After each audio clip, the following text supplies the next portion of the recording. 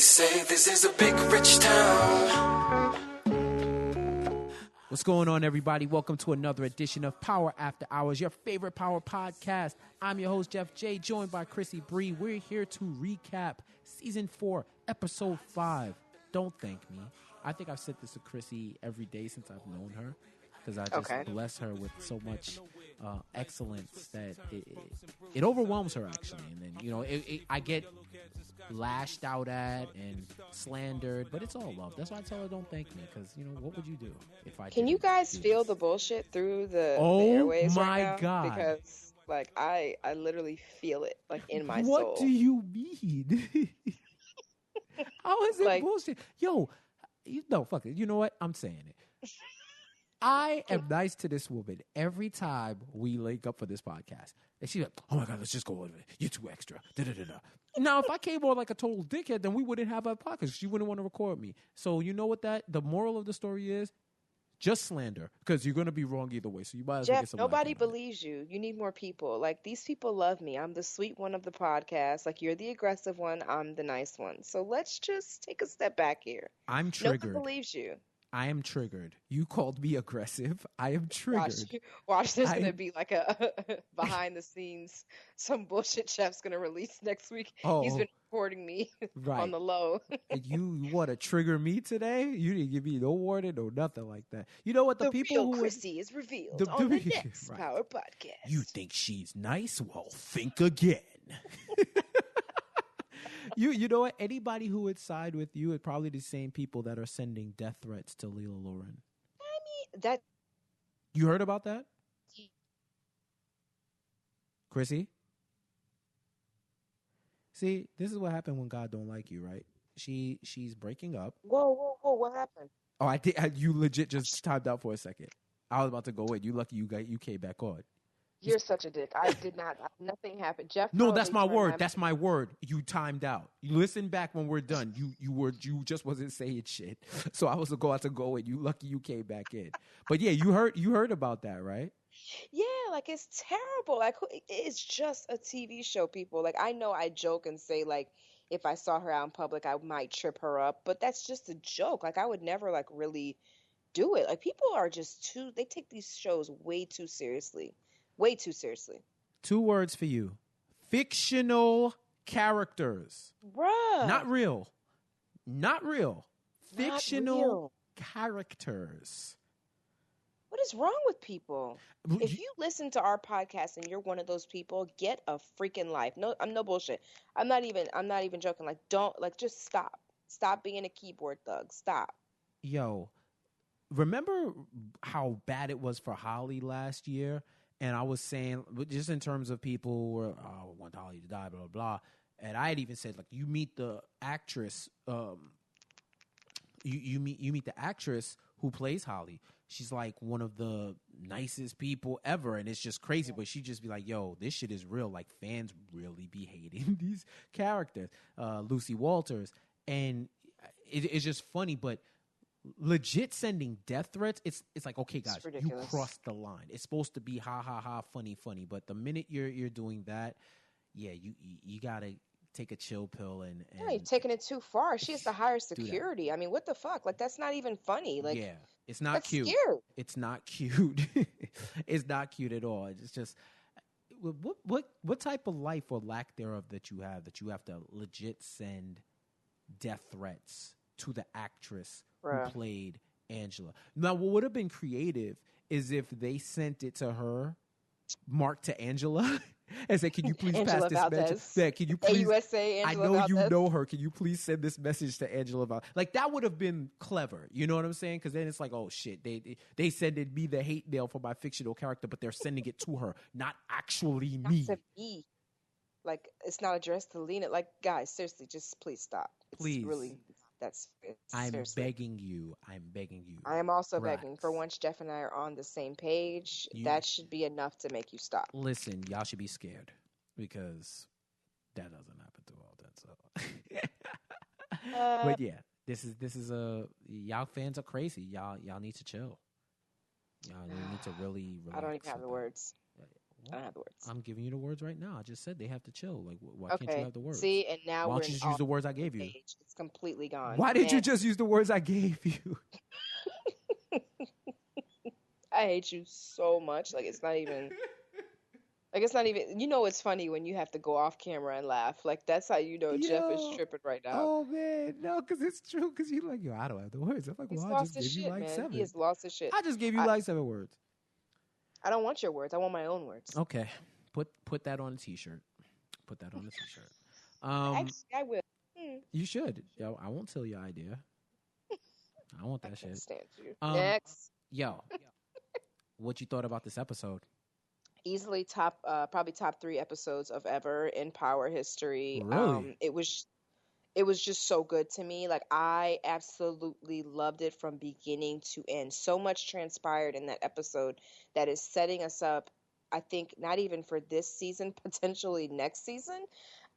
There's just so much that happened, and it's hard to where do you start with it? But I just I loved the different sides of Jamie / Ghost that we were able to see in just this one episode. Like it's almost like at some points I couldn't figure out who he was. Was he Ghost? Was he James St. Patrick? Who is he? But he played so many different roles. I just really, really liked this episode. Maybe I looked at it too deep, but I loved it. Well, first of all, let's be clear. His name is James St. Patrick. Calling him Ghost is implicating him in something that we don't really have that much evidence. You sound like one of these keyboard thugs that are threatening. I'm just saying, we're all saying free Ghost. Who's Ghost? I know him as James St. Patrick. Now, I don't know who Ghost is, but, You're such an idiot. Anyway, this one was a powerful one for Angela to me, and it Yes. really spoke to the core of what her character is. And Courtney Kemp was talking about it after the show, but you really see that above all else, she's one of these people who her career defines her and her principles permeate throughout all aspects of her life. She's the type of person, right is right and wrong is wrong. And if something is someone is done wrong, she wants to see justice for them in any way possible. It doesn't matter who you are, what your background is. If you are innocent or if you need to be vindicated, she will do what it takes. And she will do what it takes to see justice properly served. And we saw this with her and Ghost. She saw the tape. She's like, we spoke about it for the past few weeks. She needed him to be guilty so that it justified all the bullshit she's been doing for the past 2 seasons, putting her career on the line, putting other people's lives potentially on the line, leaking evidence about Lobos. All this stuff that she's done, she needed to atone for it. And she thought that him going to jail would do it. But once she got the visual evidence that he did not plant the gun, then her justice sense kicked in. And she said, yo, I gotta free this dude. Like I have to present what I know so that we can catch whoever it is that really is responsible. And that's why she went to Sandoval, which is funny how... Which was just of all all the people. Right. The bitch, like, oh my God. Like, honestly, as I'm watching, I'm like, if they can't tell that it is Sandoval, like, at this point, because it's just like, maybe because we know it's him, that's why I just see it as obvious, and maybe if you're in it, you can't tell. But when she presented it to Sandoval, the way that he kind of like stutters a little bit before he uses his words, like to me, that's such like a nervous tick type thing, and to me, it would blow his cover. But of all people to present it to, you're presenting it to the person who actually killed Greg. I think in all of Angela's fury, anger, emotions, at the end of the day, she really wants to capture the person who murdered Greg. And so now that she knows that it's not James, it's thrown her off, but in a good way. Now she's determined to figure out who really killed the man that she once did love, the man that probably she was going to marry had she not even have run into Jamie in the first place. You know what I mean? So I think that they presented it in a good way, and I'm glad that she was the one that figured it out. Because anybody else that would have figured it out, he would still be in jail right now. I think he'd probably be dead. Yeah. One thing that it shows is that the prosecution was willing to go to whatever lengths in order to win the case. Yes. And I think that's what masks Sandoval, because he just kept saying, yo, we have him, fuck everything else, fuck the other evidence. They wanted to build that RICO case and the $1 million deposit that Tommy made. So they're just, they lost the gun, they lost the DNA. So this is all they have. So they put all their eggs in the basket, and everybody's doing it for their own personal intentions. Of course. Mock wants to win the case and get the publicity. Sandoval wants to win the case so that he's in the clear, and that way nobody will ever suspect them. Sachs is just being Sachs. So at the end of the day, he's just trying to win. But to his credit, he's the only one that's been presenting the totality of the holistic view of the case. He's the first one that said, yo, we should throw Angela under the bus. He said, yo, we need to put everybody out there and build a better case. So to his credit, he's been trying to find other ways too, but he's a team player. So he's just going to go along with whatever they say. So, that aspect is what I think really helped mask Sandoval. But you could see she wasn't satisfied with that. Going to Proctor, crashing him and his father-daughter day to try to really confirm. And I think that meeting was more so to confirm that he didn't do it, or that he really was innocent, and wanted to talk to him and see what he thought. Because at the end of the day, she wants the right person behind bars, and if it's not Jamie, then who? And I love the way Proctor kind of brushed her off, like, yo, I'm not shaking your hand. We're not cool. You got me off this case. I'm probably going to be disbarred. I don't think any lawyer after this episode is going to have their license. How about nobody's going to have a job but potentially the person who was accused of murder? Which is crazy. Which is crazy. It's just ill. And even to the point where Angela would go to jail once again to hear the real that James was trying to tell her before. Yeah. About, yo, you know me, you know XYZ. He finally reveals that he was in the apartment, and he knows she went there because he was in there when she was in there. Correct. Bringing her the evidence of that phone that was there and then what that was planted, and let him know, yo, this is what it is. It's, I'm being framed. And the fact that she would give up that RICO play that the prosecution was doing, that showed. At first, I thought it was Angela being dumb and in love, but she really performed quid pro quo by giving them something in order to get that reassurance that, you know what, Jamie didn't do it. So here's a bone I'm throwing to you. So however you want to work with it, you can. Yeah, everything that she did actually was pretty smart and calculated. She made sure she had all her ducks in a row before she did anything. The only problem is she never suspected when she took the stand that somebody would come back at her with the accusation. I mean, that's pretty stupid. Like, she had to have known that she was going to open herself up to that cross-examination. I was even more surprised that she called them to testify and went on their side. Like, what kind of double cross, triple cross action is that? Like, I'm looking at her and I'm just like, hey, imagine being on her team and seeing her take the stand to blow you up about your prosecutorial misconduct and blow you up about how she had exculpatory evidence that could help the defense and you didn't want to hear it. She was fed up. Yeah. And I get it. They tried to keep her out. They low-key tried to throw her under the bus. And then she's been trying to do it the right way, despite the fact that she's been the common denominator in this case between Greg and James and Ghost. And despite all of that, nobody wanted to listen to her. So yeah, she flipped.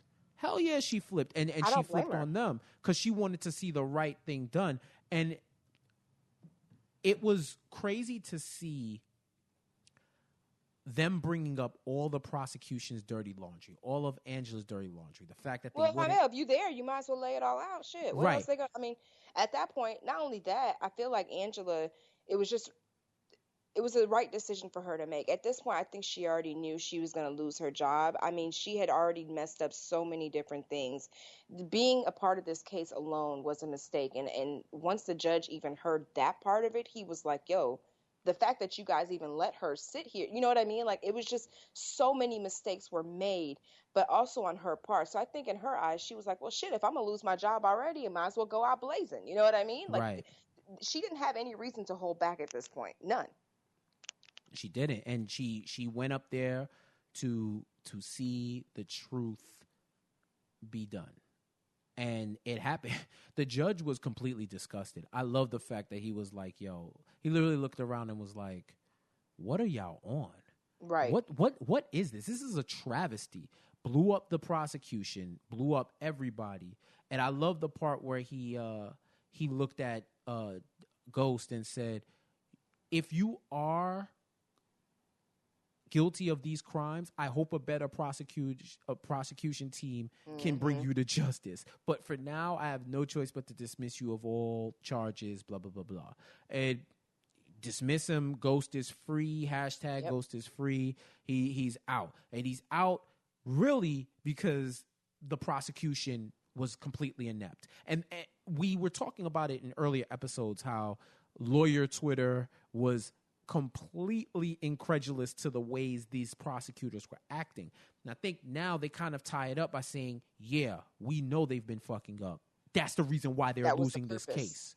They've been doing stuff that wouldn't fly, and it all came back to them. Now, if they overcame all of that and still won, I think that's in the realm of all unbelievable stuff that happens on this show, that would be the most unbelievable. But yeah, they acknowledged all this fuckery was going on, and now it came to a head, all because Angela wanted to do the right thing and not just sit by and get a conviction for the sake of a conviction. So, and this is not just a conviction, Jeff. This is giving a man the needle. Like, they were going for the death penalty. This is death. About, no matter, we know he's done a lot of messed up things, and she said that to him. At the end of it, when the judge dismissed the case, he goes, "Thank you" to Angela. And she goes, let me tell you something. You may not be guilty of this, but we both know that you're guilty of a lot of other things. So let's not act like you're a saint here. You know what I mean? Like, he's done a lot of bad things. It just was not this one. So, I mean, of all the things they could have tagged him for, they did the one thing that we know he didn't do. So it's just, at the end of the day, we knew Ghost couldn't stay in jail. We knew that was not going to be a possibility. The show is pretty much focused around him and his antics. He's the main character. You've got to keep him afloat. We just did not know it was going to blow up like this. I love how she said, "Don't thank me." Like, don't thank me. Yeah, Like, don't thank me. No, and she's there. right. It was real powerful, and it does speak towards her character, where she's not just head over heels in love and just following her heart. She's literally following what's right, regardless, and looking at Ghost, telling him, "Yo, you're not innocent. You're not innocent at all. We know you're not, but I did this because it was the right thing to do, not because I did it for you. I didn't want to just see you free for the sake of freedom. You didn't kill him, so you shouldn't be getting the needle or even going towards trial." Now, this puts a major target on her back for Sandoval. Like, you see, the judge recommended everybody get suspended, so they're all cleaning out their desk. And that scene in the elevator where they're talking, where he basically told her, "Yo, you blew this shit up for nothing." I would, if I was Angela, I'd watch her back, because now we don't know what Sandoval's going to do. Yeah, he's a loose cannon, but we also have to remember he does not have Lobos in his back pocket anymore. So I don't know how many wrong decisions he can choose to make at this point. I mean, you basically, this death of Greg is not going to be pinned on anyone right now. So it could be anyone. So you don't want to make any mistakes that make you look like an even further bad guy. You know what I mean? He probably needs to lay low if you want to keep it 100. He needs to lay low. What did you think about Silver as a lawyer in this case? Like, just how he litigated the case? Because I know there was a lot of people who were upset in the way he was cross-examining or he was objecting to Sandoval. His lack of objection. Because that was actually a real chilling scene where he wanted to put Tasha on the stand to Yeah. speak to the legitimacy of the business and the books, but ended up putting James on the stand as a way to say he's innocent, which I don't really understand why you would serve him up like that in a case where they could cross-examine. And he's been trying to coach him the whole time on not breaking under pressure, not doing Angry things black like that. man syndrome. Right. Yeah. And Sandoval cross-examines him, describes how he killed Knox, Yes. and puts it on Ghost. That shit was so chilling to me because he's detailing everything that he did and saying that that's what Ghost did, and got him to react by calling him Greg. And he's like, yo, if you didn't know him like that, how'd you call him Greg? Like, they had it in the bag before Angela flipped. But, you know, I kind of question putting him on the stand in the first place. What did you think? Well, first it speaks to the good nature of a prosecutor that Sandoval actually is. You know what I mean? He did his job. But I didn't so much disagree with Silver's decision, only because I think his point was to put him up there to look like James St. Patrick, and he did a damn good job of that. Like, you know, he was making little jokes on this, you know what I mean? He was being himself. He had people eating it out of his hand. You know, he was completely charming and the Jamie that we've all known and loved the past few seasons. Now, when you have somebody that actually did the murder coming at you detailing things, he knew how to get under his skin, because he in fact was also it's what got under his skin that made him kill Greg to begin with. So he was able to pretty much fuel his own anger through Jamie. So yeah, you have to expect that will happen. I wasn't necessarily mad at Silver for putting him up there. I was mad at Silver's lack of ability to speak up while Sandoval was going at him. You could have said anything, objection, anything, just to stop him from talking, because Sandoval was literally speaking a freaking like haiku on his ass. He just kept talking and nobody was speaking up and saying anything. If you stop him dead in his tracks, it gives Jamie a chance to regroup, calm down. But all he did was kept revving him up. So I was more mad at Silver for not speaking up than I was for putting him up there. I see why he put him up there. I actually like it, but I don't feel like he did a good job in defending him when the time came for him to do such. He would have lost a trial. That I know. He's no Proctor. Not even close. I don't know who told him he was Billy D. Williams, but he out here trying to be smooth and shit. And it's like, bro, you got to put a little more pep in your step. I know you want to be cold as ice, but you got to relax. Like, well, not even relax. You got to be on it better. Like, he was just like too chill for me. It's too chill for me. But, you know, if I was Ghost, I'd keep one eye open. Because shout out to Michelle on Twitter.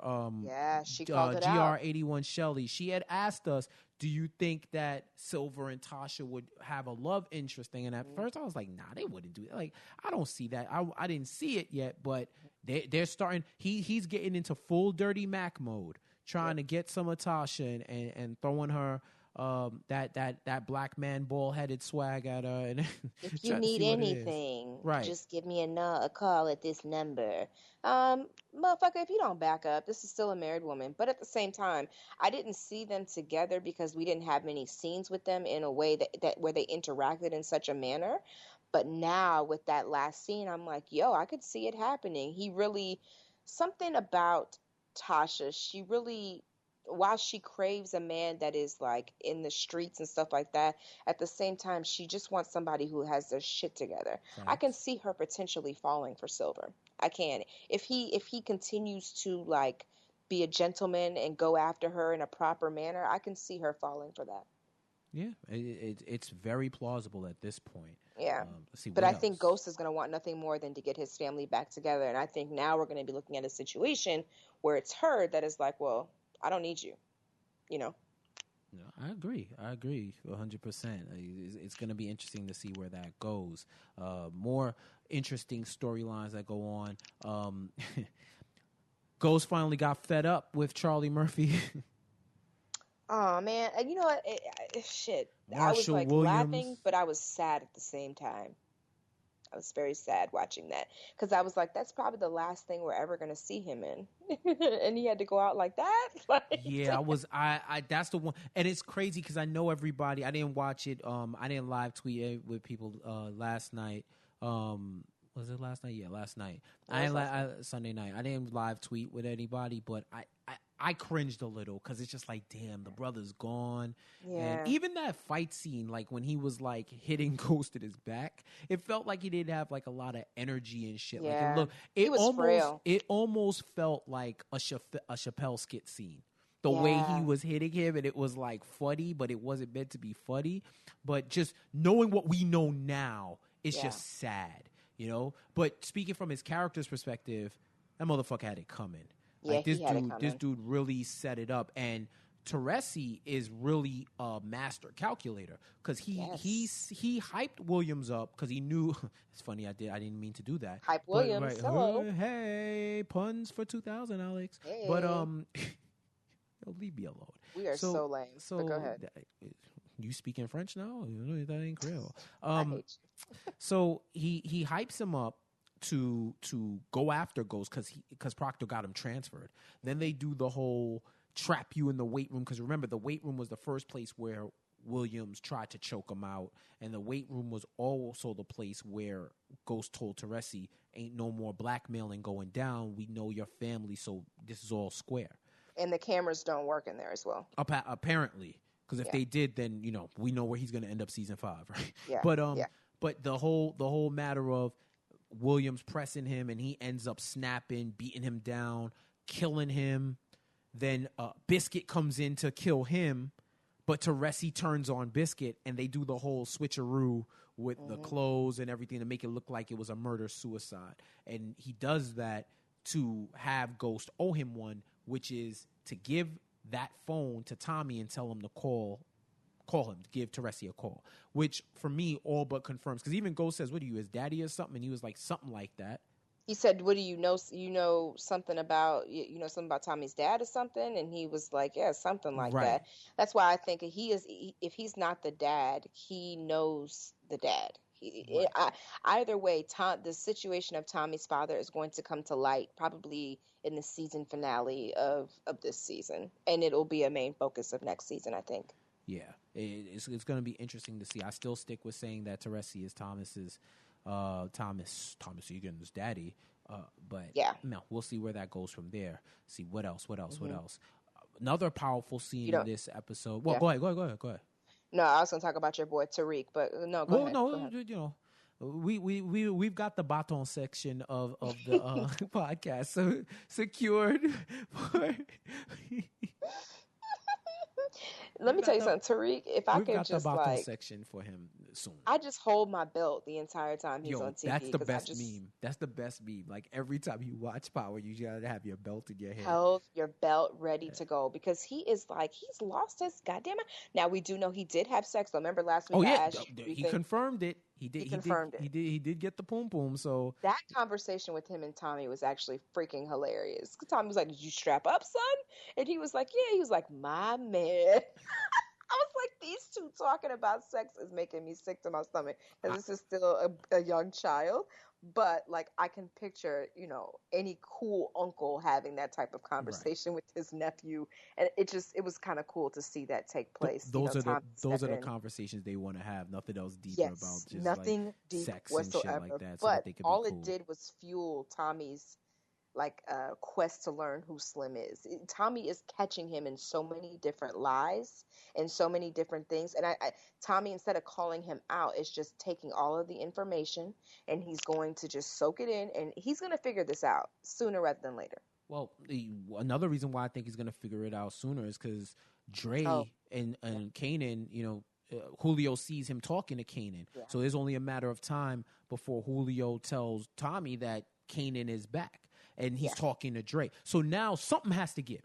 Because Dre is playing both sides and now wants to cut Kanan back in to the original plan from season 2 or season 3, where Dre is helping him infiltrate the Empire so that he can get the drug, take his spot back as Ghost currently is, or Tommy currently is now.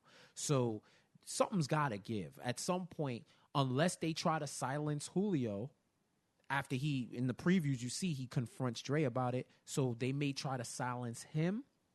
Which I think is what's coming. Right. Yeah. Or some way he's gonna get to Tommy before Dre does and blow it up. So Or I think maybe Tommy ends up talking. Well, now we know. Of course, at the end of the episode, we find out that what is her? Why can I not remember her name? The cop.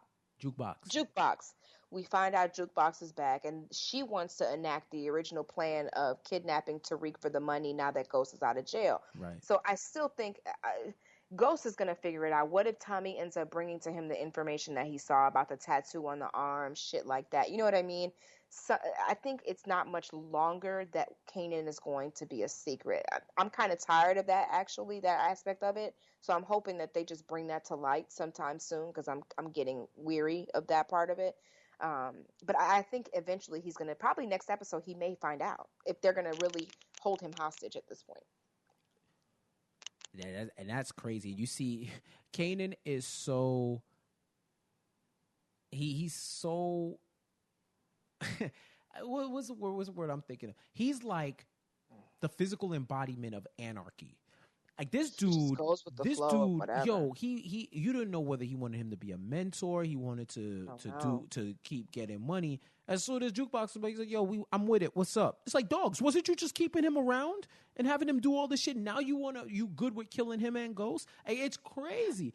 But I wonder if he's just saying that at this point to keep Tariq alive, kind of thing. Because I honestly, you can't trust Kanan. I mean, Kanan killed his own son. I always say this, like, you can't trust him for anything. Yeah. He knows Jukebox is crazy. You also got to remember Jukebox is in law enforcement. You don't know what she's capable of doing at this point. So maybe he's playing along to keep Tariq alive.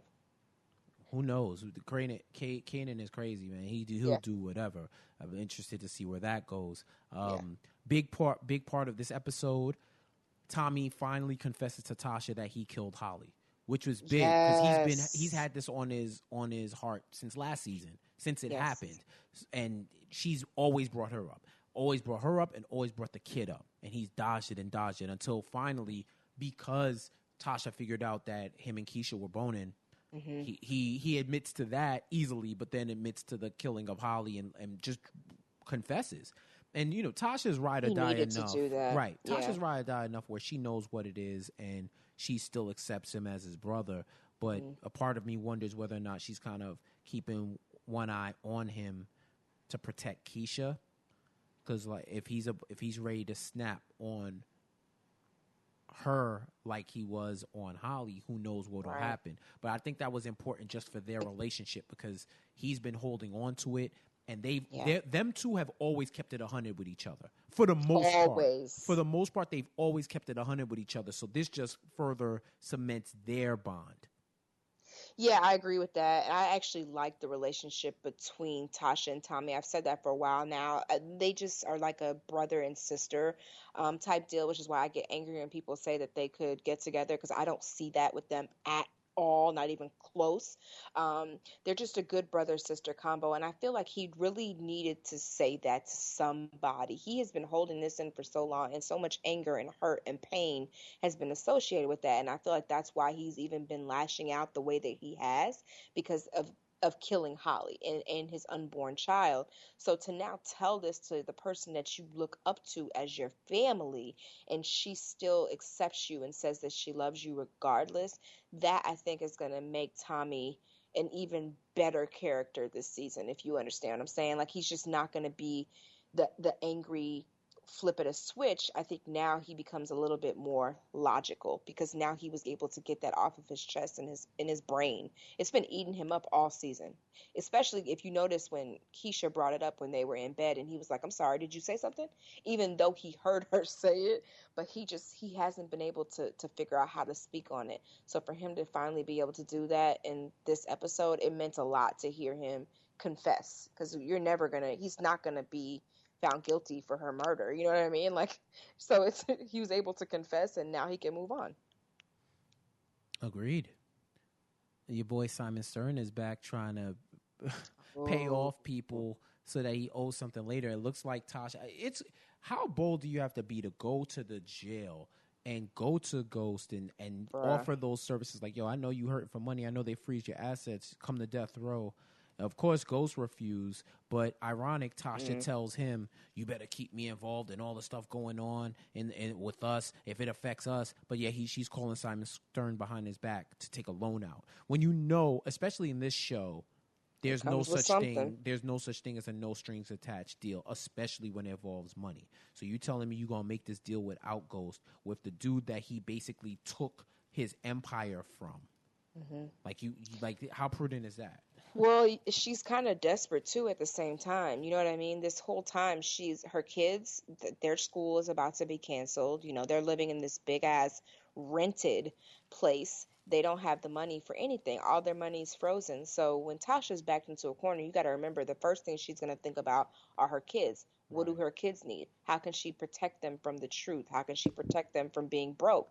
She's going to think about that first. So to call him was probably more so on that side of it, more so than let me find a way to get back at Ghost. I think for her, it's more of the family side of it. Yeah, I could see that. It's just funny how that switched up once the money was involved. I agree. So I'm glad he's back though. I liked his character. Yeah, I love him, and I also love his character on Flash and Legends of Tomorrow and all of that too. So it's funny. Like I realized it, but then when I saw him again, I was like, oh shit, that is him. Jack of all trades. Yeah, right. Great actor, Broadway, all of that shit. So salute. Oh, what did you think about the scene when? I feel like that was a dig at Carmelo when Keisha was talking to Who was Keisha talking to? No, Tasha was talking to Keisha. They were talking about the new man she was seeing, and she was like, any man that would like cheat on you or fuck up on you, she made it. It sounded like it was kind of a dig at Carmelo. To me, it's what it sounded like. Like any man that would cheat on you is just ain't shit type thing, or any man that doesn't appreciate you for the woman you are, I think is what she said. I was like, yo, this is kind of relevant to her real life situation. You need to stop projecting, all right? Relax. See, nobody caught that or no? No, I mean, I didn't. I wasn't thinking too deep because I think at this, I think at this point, it's life imitating art, and